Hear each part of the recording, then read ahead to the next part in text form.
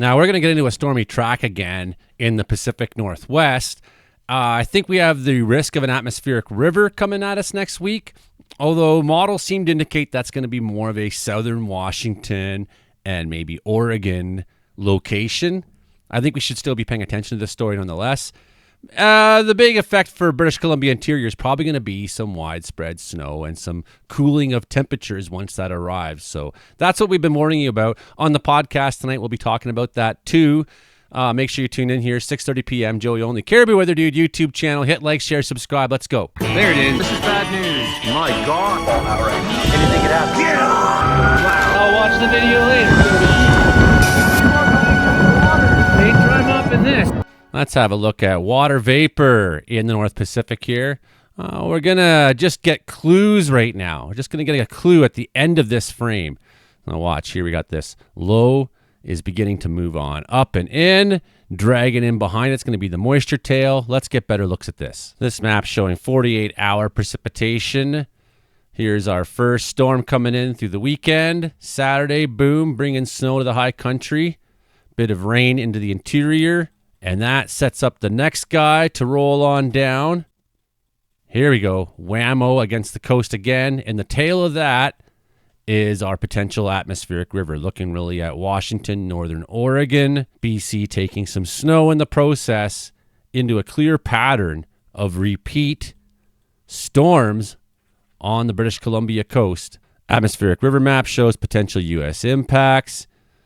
Here's what we're looking at. Weather conditions over the Northeast Pacific are likely to support the formation of an atmospheric river, bringing heavy bouts of rain, high winds to the Pacific coast, heavy snow at higher elevations. It added the highest confidence for heavy precipitation was across parts of western Washington and Oregon. Here is what we have for their messaging. Strong mid-level troughing over Northeast Pacific favors the development of an atmospheric river, bringing periods of heavy rain, high winds along the Pacific coast, high elevation, heavy snow across parts of the northwestern U.S. beginning late next week. The highest confidence for heavy precipitations across western portions of Washington and Oregon, where a moderate risk is posted in the week 2 U.S. Hazards Outlook, October 23rd to 27. A corresponding moderate risk for heavy snow is highlighted over the Cascades. These are indications that the enhanced onshore flow may expand further southward with time, though confidence there is lower areas to the north there. However, adverse impacts are still possible over Northern California with high winds, heavy snow, portions like that over Sierra Nevadas into the Great Central Rockies. Okay. Precipitation outlook from the CPC for October 23rd, 29. Period issued on Wednesday showed there are 60 to 70% chance of above normal precipitation for Washington, Western Oregon, and a small part of northwestern California. Now, I don't like to forecast for them a whole lot. This will matter for the British Columbia forecast, so we're going to talk about everybody a little bit.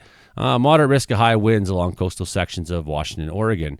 Moderate risk for heavy snow over the Cascades. National Oceanic and Atmospheric Administration describes atmospheric rivers as long, narrow bands of moisture in the sky that transport water vapor outside the tropics. On average, one carries an amount of water vapor roughly equivalent to the average flow of water at the mouth of the Mississippi River, with particularly strong atmospheric rivers capable of moving 15 times more, sometimes 20.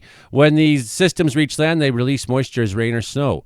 The most powerful atmospheric rivers can unleash extreme rainfall and flooding, trigger mudslides, and cause major damage, especially when they're stalled over flood-prone areas. However, most are weaker and can deliver beneficial precipitation.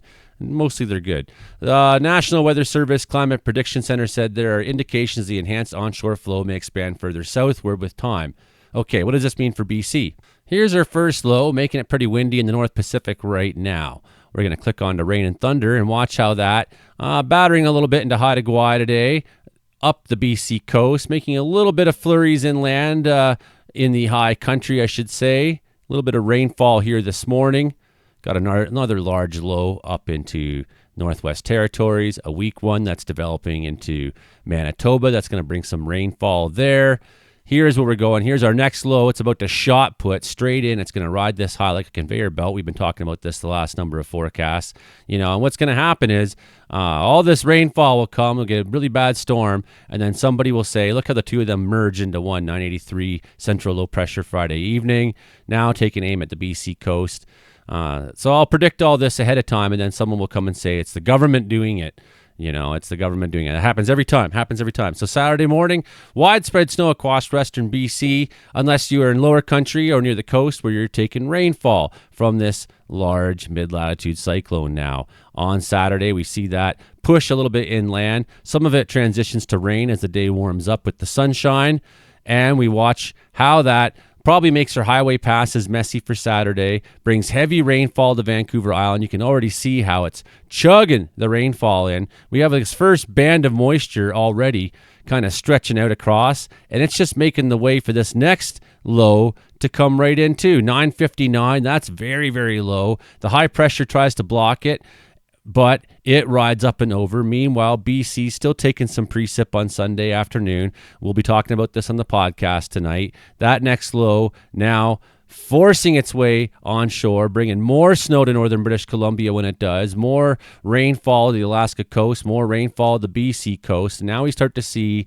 the setup for our possible atmospheric river now making its way in. And we're probably going to have a large amount of precip coming into BC over the next little while. Of course, if you're in high country, you might get more snow in the cooler evenings, and you might get rain in the daytime if it warms up enough. Here's that next low. Look how big, look how strong, look it is, and look what it's got. It's got all this moisture trailing in behind it. The water vapor is going to follow in behind, and here we go. Boom. It's pulled all this moisture up along the coast. We got nasty conditions on the northern British Columbia on Wednesday, nasty rainfall along the west of BC, again, storm after storm after storm after storm, and now this one is the one that they say will make the atmospheric river. Now look what it does though, it's coming down through BC, so suppose it stalls here and the worst effects are in Washington, Oregon, okay, sure, it's still going to cross down along us and we still have that risk of that forecast change. I mean, this is a ways out still. We're talking a ways out. We're seeing setups that look bad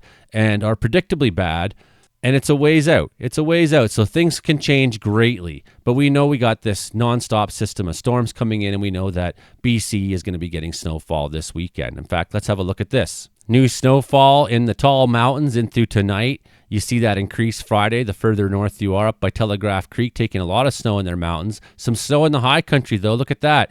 Even appears to me that areas like, say, that Highway 24 that goes to Bridge Lake there from 100 Mile House, that may be an area that takes some snowfall. Could see a little bit in Rogers Pass. So if you have plans to go traveling on Friday, make sure you're aware of the changing weather conditions. Make sure you have your snow tires on. Look how that expands into the weekend. Saturday morning, we've now had quite a bit of snowfall in some of the high country near 100 Mile House, in the BC mountains.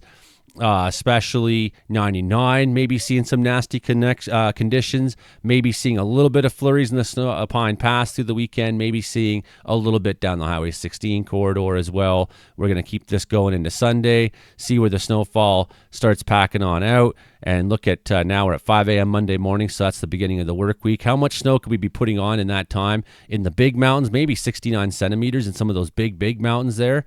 Probably more like 30 in the tall Caribous and the tall Rockies, and maybe in a place like Wells.